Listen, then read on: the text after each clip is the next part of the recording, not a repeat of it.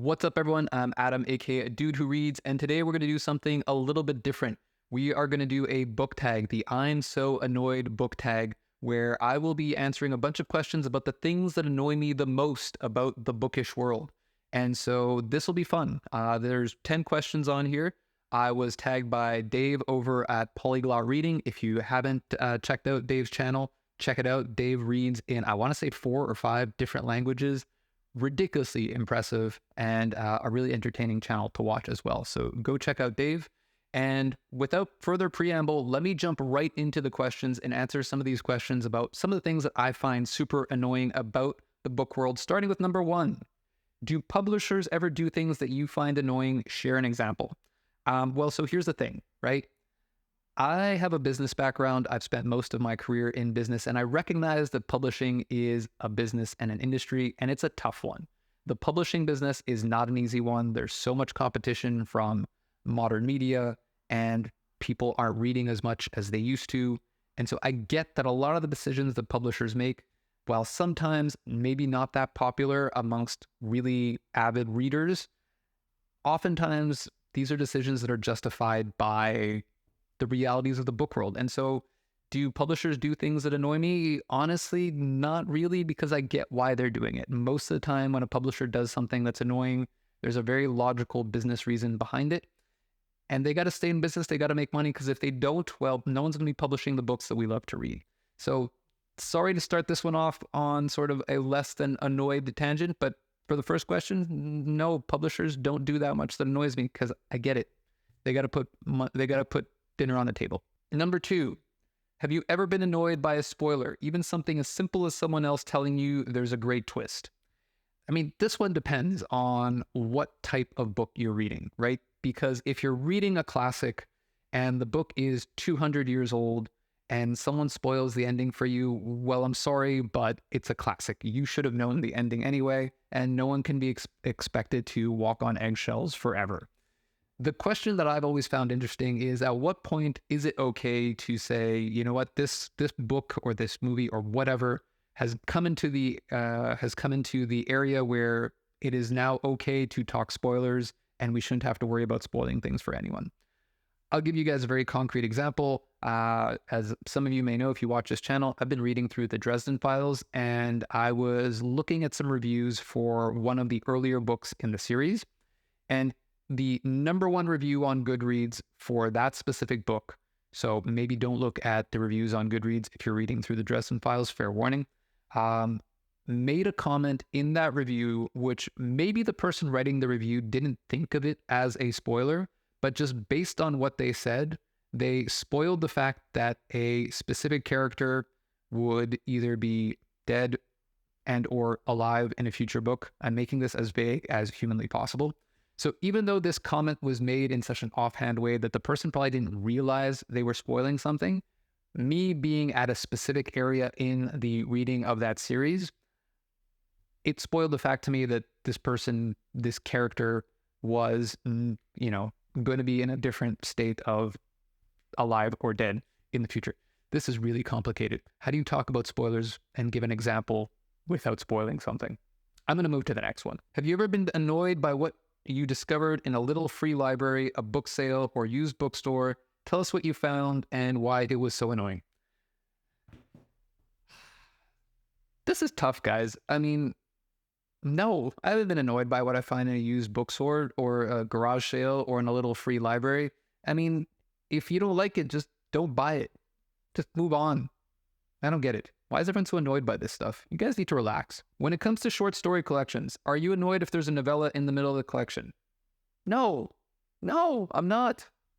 If I don't want to read the novella, I'll just skip it and go to the next short story. Again, why are you guys so annoyed? What's the problem? Deckled edges, beautiful or annoying? Interesting. Deckled edges. So, funny story about deckled edges.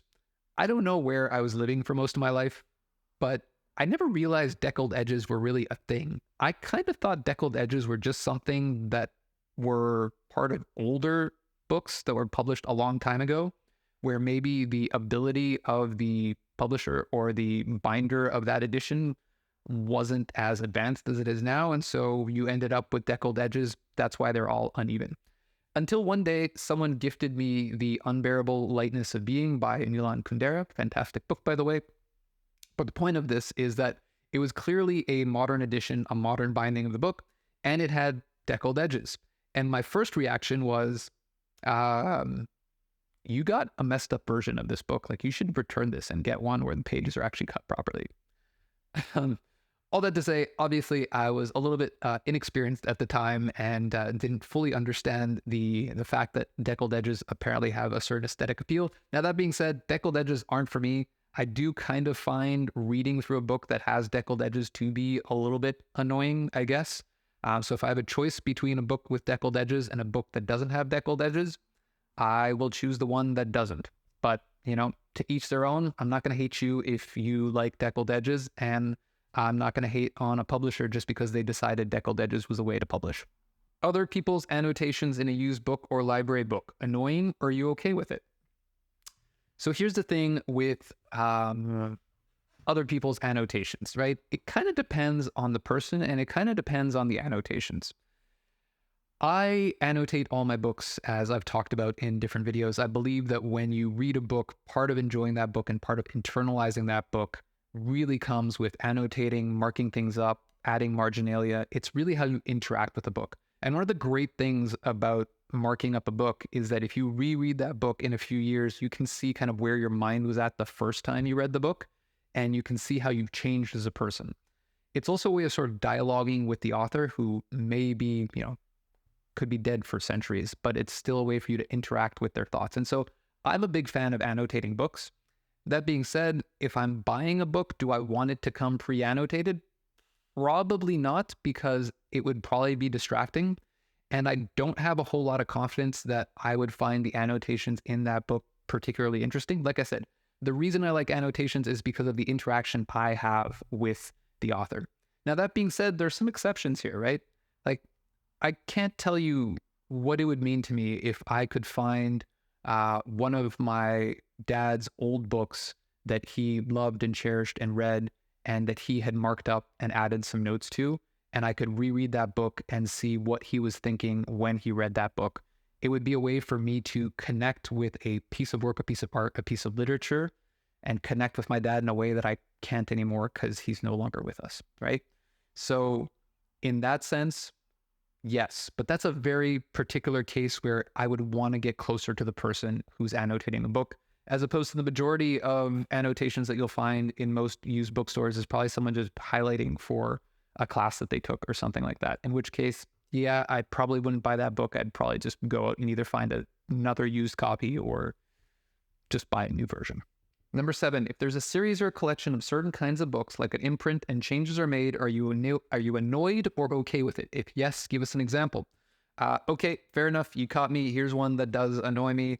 I think this has a little bit more to do with my mild OCD than anything else. But there are certain series where there have been minor changes that have been made to the series or collection where it irks me.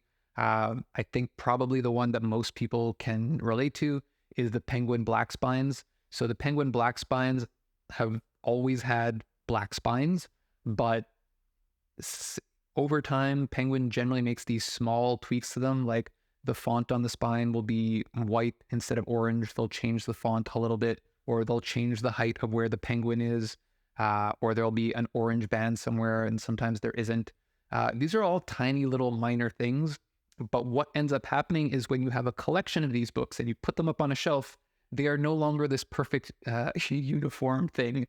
They now have all these little tiny changes, which in general is fine, because if you look at my bookshelf, it's a whole bunch of books that look nothing alike because they're not from the same collection or the same series.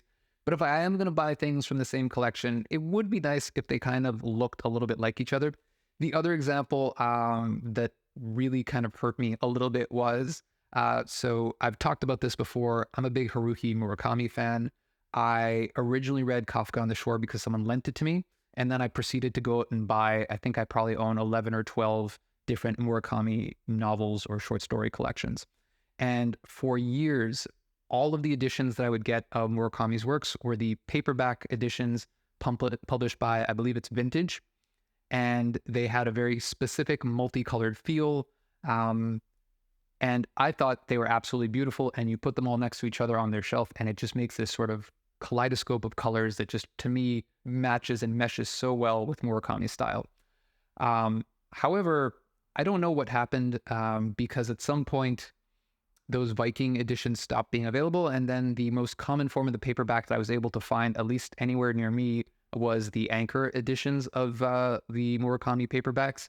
And the covers of those are completely different. I personally don't like them as much, but it's not so much that I don't like them as much, it's that they don't fit with all of the other Murakami novels I now have.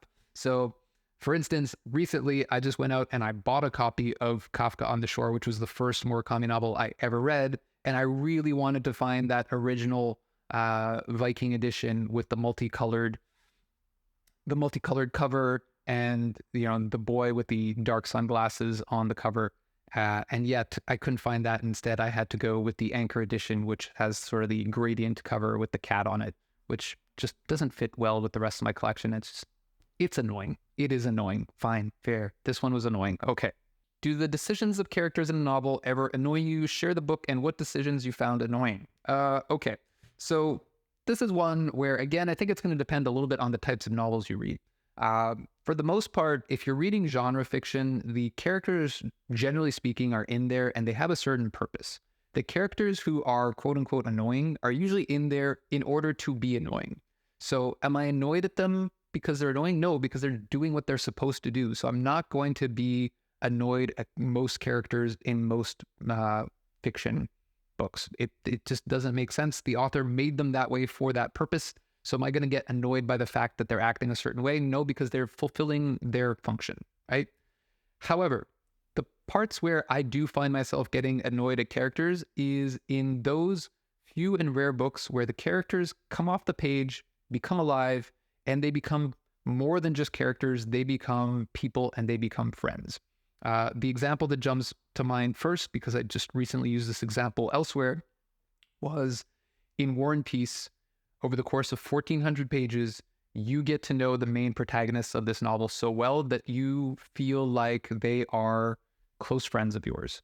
And so as you see them grow up and evolve as people in the book and kind of go through periods of growth and through, frankly, making boneheaded decisions, there are points in that novel where I found myself angrily scrawling notes in the margin, being angry at Pierre and at Natasha, two of the characters whom I think probably made some of the decisions that I found most annoying in that book, and probably in all of literature. Pierre and Natasha, I'm trying to think of which of the two made more annoying decisions.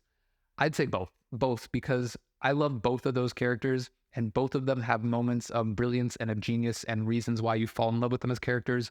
But they both also make decisions that make you just go, why? You're better than this. I know you're better than this. I saw you be better than this 100 pages ago. So yes, in those instances where the characters become more than just characters, yes, I have found myself getting annoyed at characters who, because again, I feel like I know them. It's as if my best friend made a boneheaded decision. I would tell that person, hey, what are you doing? That's just annoying. Are you ever annoyed by how someone organizes their books? What do you find annoying? Seriously, who is annoyed by the way other people organize their books? You can organize your books however the heck you want. Like, it's not up to me. Do you want to organize them by color, alphabetically, by genre? I don't care. Do you? I will say, though, watching people get annoyed at the way other people organize books is a lot more fun than I thought. Specifically, Daniel Green does a bookshelf roast series on his channel where he makes fun of the way people organize books, which, granted, the entire series is tongue-in-cheek and it should be taken as such, and people actually submit photos to him to be roasted, so it's not like he's doing this in a mean-spirited way. But that is probably my favorite thing that Daniel does. So I guess, no, I don't get annoyed, but I do enjoy watching other people get annoyed. Share something bookish that you find annoying. I find, this is tough. The thing that this has made me realize is that I'm not as easily annoyed as I thought I would be. But you know what? There is something that I do find annoying, and it has less to do with books and more to do with how people treat reading. The thing that I find most annoying especially in our little online reading community, whether it's booktube or book talk or whatever online community is, when people treat reading as sort of this sacred thing that only an elite club of people can do, and then look down on other people either for, not reading or for the types of books they read, or they criticize other people for the way that they read certain books, or anyone who's just talking down to other people because of a reading habit that they have. I guess, so the most annoying bookish thing to me is something that I've talked about before on this channel, and that's pretentiousness. I think pretentiousness is annoying. I don't know if it has anything to do with books specifically. You know what? It probably doesn't. It's just, pretentious people annoy me. And there just happen to be a lot of them in the reading community. So that's my answer. That's my answer. The bookish thing that annoys me is pretentious people. Just need to stop. Okay, so I have to tag other people now. And I'm going to name a few people here. I don't know if they're actually going to do this because I don't think most of them do book tags on their channel, but I'm going to name them anyway because they're some of my favorite booktube channels. So if you have gotten to this point, what I would suggest you do, even if these people don't do this book tag, is go check them out because these are 3 really great channels. Number 1, Café au Livre. Number 2, Joanna Reads. And number 3, Shelf Centered. 3 booktube channels that I enjoy watching. 3 folks that I think are great. So check out their channels. And again, I want to say thanks to Dave from Polyglot Reading for tagging me in this. This was a lot of fun to do, even if I probably wasn't nearly as annoyed as maybe I was supposed to be for this book tag. If there are things from this list that you find annoying, or if you disagree with some of my opinions, which I know a lot of you love to do, drop me a line in the comments below and let's chat about it. Maybe I can get annoyed at someone in the comments instead of being annoyed at something bookish. I don't know. See you in the next one. Cheers.